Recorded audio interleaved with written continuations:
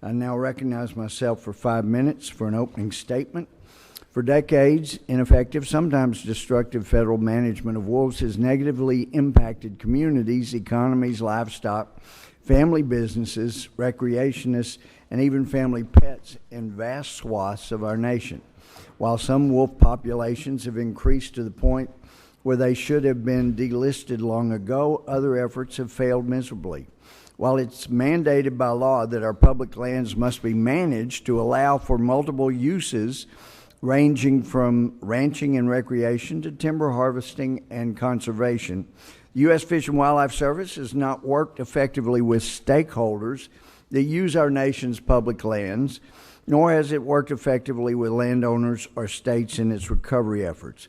Mismanagement on the part of Fish and Wildlife Service as identified by the Office of Inspector General, has raised even more concerns about wolf recovery efforts across the board. For example, just last week, the service announced that the 30-year red wolf recovery program in North Carolina is, for all intents and purposes, a failure. This announcement came after the Wildlife Management Institute and the OIG found that the service violated its own rules by releasing 132 red wolves when it had only planned to release 12.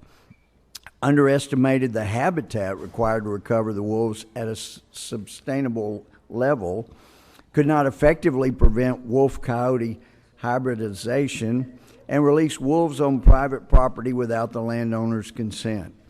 However, instead of canceling the failed red wolf program, the service instead planning to nearly double the size of its captive breeding population with the aim of eventually expanding the program to locations that could be anywhere between Texas, Pennsylvania, and the Atlantic coast. The service is pursuing the course even while admitting that there are substantial questions about wolf genetics and a lack of scientific consensus about whether the red wolf should even be regulated under the Endangered Species Act. The Mexican wolf recovery program is similarly troubled. In July, the OIG found that Fish and Wildlife employees deliberately interfered in livestock depredation investigations, wolf nuisance complaints, and DNA sampling. One employee even went so far as to try to convince the U.S. Department of Agriculture investigators to change their livestock depredation findings from clear wolf kills to coyote kills. And even when ranchers are able to prove, without meddling from Fish and Wildlife, that a wolf killed their livestock, they are often undercompensated for their losses by livestock depredation reimbursement programs. Furthermore, the service is not upholding its responsibility to work with states. A federal judge recently ruled that the service failed to obtain the proper permission from New Mexico to release even more wolves into that state. And yet, in spite of these problems, the service has expanded the reintroduction area in Arizona and New Mexico, and there's talk of expanding the program to Utah and Colorado, despite the objections from those states. Then there are gray wolves located in the Northwest, in California, and the Western Great Lakes. Management responsibility for recovered wildlife is a right reserved to the states, and the Endangered Species Act is very clear about congressional intent in that regard.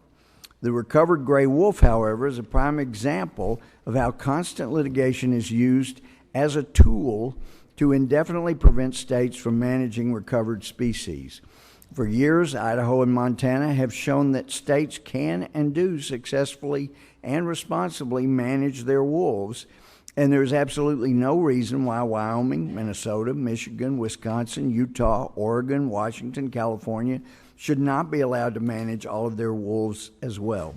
Today, we'll hear a broad range of testimony from a variety of witnesses, including state fish and wildlife directors, ranchers for whom wolves are a daily concern, and from the Fish and Wildlife Service itself. We thank the witnesses for being here today and look forward to your testimony. Also want to thank you for your patience. We had no control over when votes were called on the floor, and it interfered, obviously, with our starting time. But thank you for your patience. We appreciate everybody's testimony. I want to go to Mr. Gohmert. How many red wolves did Fish and Wildlife Service originally plan to introduce into North Carolina? 12, Mr. Chairman. And how many did they end up actually introducing? Well over 100, Mr. Chairman. All right. Well, last week Fish and Wildlife announced that your captive breeding population was unsustainable at its current level. Is that your understanding? Yes, Mr. Chairman.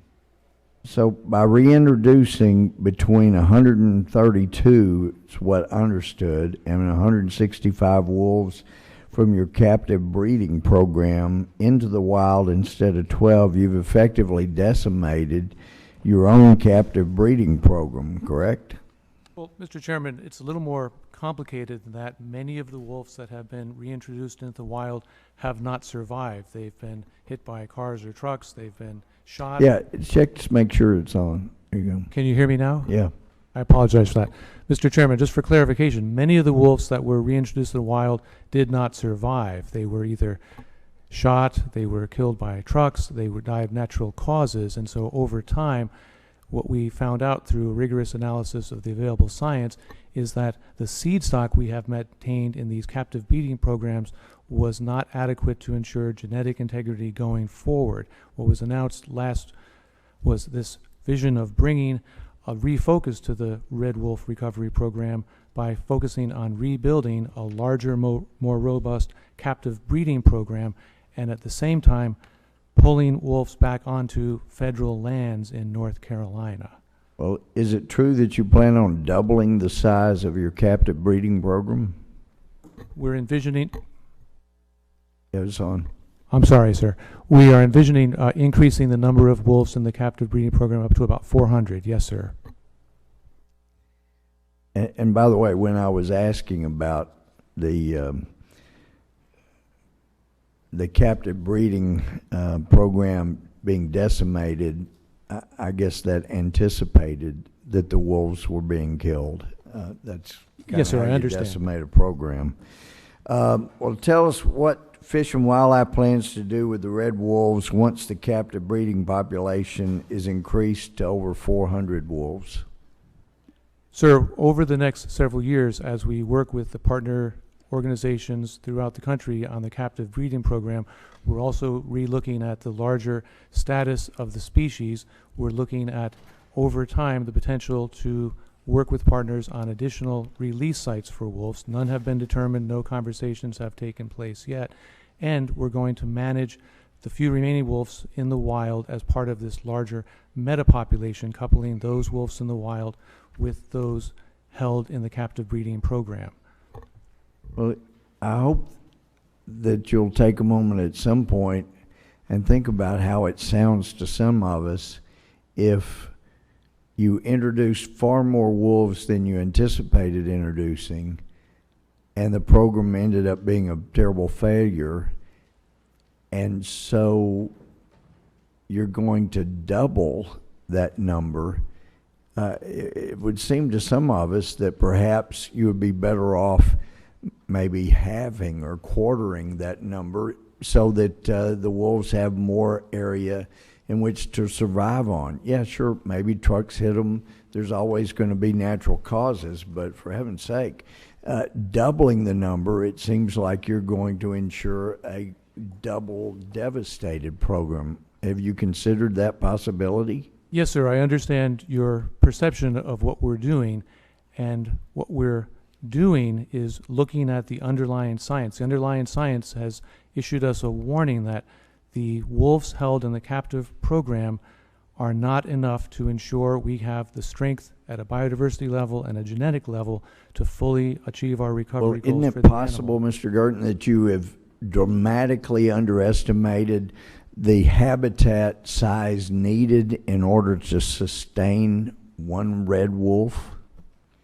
Yes, sir. We recognize that the original release area centered on the Dare bombing range and Alligator River was not large enough to sustain the larger wolf population that we envision, and that's one of the underpinnings for our decision to relook at the entirety of the program and double it. Double after the you've number of learned animals that the habitat's in much captivity. larger than you anticipated. Well, I see my time is expired. As we've heard today, management of wolves is a critical concern for citizens of a large portion of our nation. It's appropriate, given our oversight role, we ensure the federal government's managing wolves responsibly and effectively. To do so, the service must follow the law and its own rules. It must hold employees accountable for misconduct. It must take responsibility for its failing efforts rather than expanding them without any reasonable expectation of a different result. It must work with the states, citizens, and other stakeholders in wolf recovery planning and efforts. States are by far the best situated and equipped entities to manage wildlife within their borders. Our intent's always been clear in this regard. Management responsibilities for recovered species must be transferred to the states at the earliest possible juncture. Such management ensures the best outcome for the species and the stakeholders, and it's inexcusable when continuous costly litigation is used to undermine a process Congress clearly spelled out.